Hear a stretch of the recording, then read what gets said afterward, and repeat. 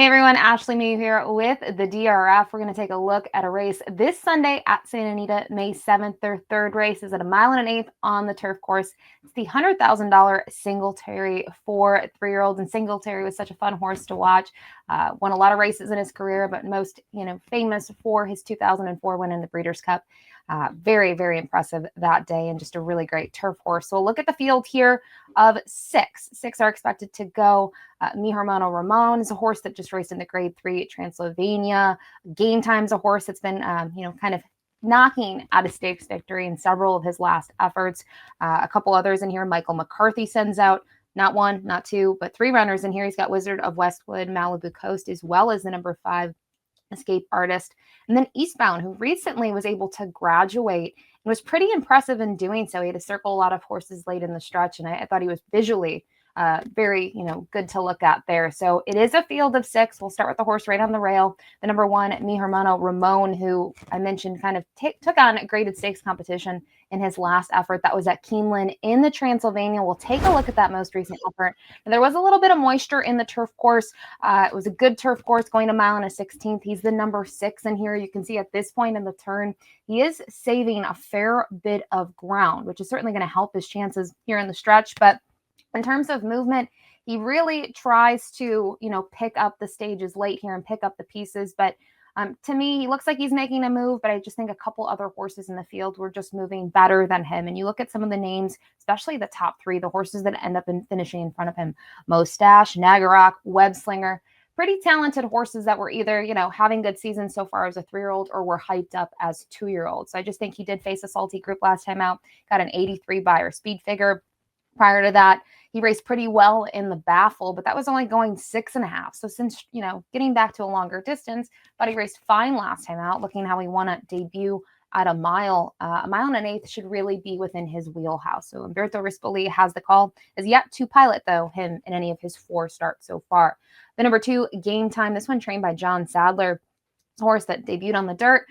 Didn't want any part of that surface, and since getting onto the turf, he's been very impressive in his starts. Looking at his lone win, he was able to graduate at a mile at Santa Anita. They've taken him to Del Mar, where he's second in a Grade 3, and we'll actually take a look at his most recent performance, which is his lone start of his 3-year-old campaign so far in the Pasadena. Yes, I know it's a compact field of 4. Sometimes these races get very strung out, and the winner in here, Johannes, just ends up being much the best. But I like the Game Time. Still fights here throughout the stretch. He does have to hold off Wizard of Westwood in the spot. And it's tough to say what you do with a race with a compact field. I still think, though, that he raced very well. The fractions early on were swifter than some of his other efforts, and I'm curious to see him. He's just going to make his second start since late December, and I think as a 3-year-old maturing, he's certainly got the ability and just the time to mature and maybe improve with this second outing. So we mentioned the number 3, Wizard of Westwood, 1 for 3 for trainer Michael McCarthy. We saw was third in the Pasadena, was really eager early on and tired in that race. I think that's to be expected. His other prior starts were both sprint efforts, one of which was 6.5 furlongs when he was second in the Baffle behind Johannes. So he had to face that one again, and he's turned out to be quite the monster on the grass. I do think second time going long should help his chances. He's just had that 1 mile try, and I think he certainly could have gotten tired, and he's got a pretty solid work tab coming into this race. We'll go on to the number 4, Malibu Coast. Also was one that raced in the Baffle back on March 5th, was 9th, though, finished last in that field. He was forwardly placed, and he tired, and it's kind of interesting. You look at some of his other efforts, he's been more of the type of horse that's going to stalk and make a late move. And, in terms of what happened, I know he had some trouble in the race, so maybe it's okay to disregard that effort. It was certainly a downgrade in his numbers prior to that. He's almost getting close to an 80 Beyer speed figure. He's only able to get a 60. And another thing to note, 6.5 furlongs. The other races were all at that mile distance. So another one that should appreciate the added ground. And I will say he's going to need some pace to run at, because he is going to come from off the pace. The number 5, Escape Artist, the final one for trainer Michael McCarthy. Took a couple starts to graduate, but this is a horse that they certainly knew wanted to go long early in his career. They debuted him at a mile. Then he went to 1.125 miles, second in both of those efforts. And more recently, after having that 2-month break, was able to graduate, and he did it in front end fashion, going 1.125 miles. I think in terms of the tempo, he was able to set fractions that were to his liking. Frankie Dettori was aboard him in that race. He got a 76 Beyer speed figure. I thought he looked pretty good. The question will be now, he is stepping up, and a couple horses have recently broke their maiden, but everyone else we've talked about has at least tried stakes competition in their career, and several of them have fared quite well. So this may be a tall task, but you can't knock him. He really seems to have the ability to go to the front at these longer races, and maybe he can get forwardly placed and control the pace. And rounding out the field, the number 6, Eastbound, another one that just broke the maiden in his most recent outing, was going a mile prior to that.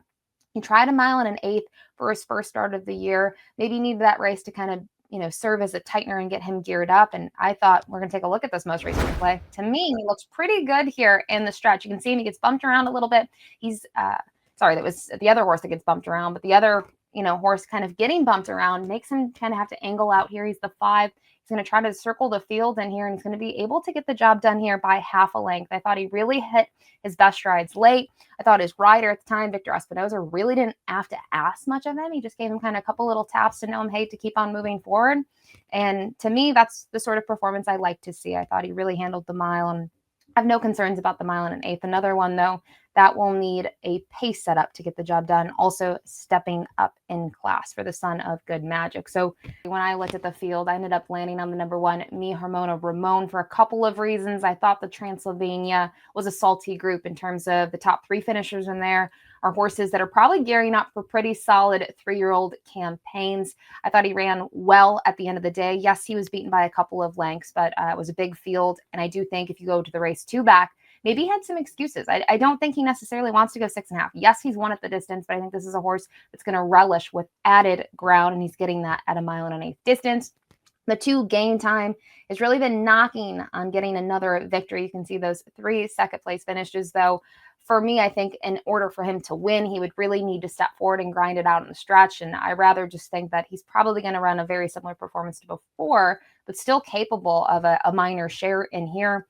And then from there, I went to the number 6 on the outside, Eastbound. I just visually really liked his maiden score that we watched the replay for. I thought he looked very good, very professional, and maybe a horse that's just taken a couple of starts to figure it all out. And then finally, to his inside, the number 5, Escape Artist.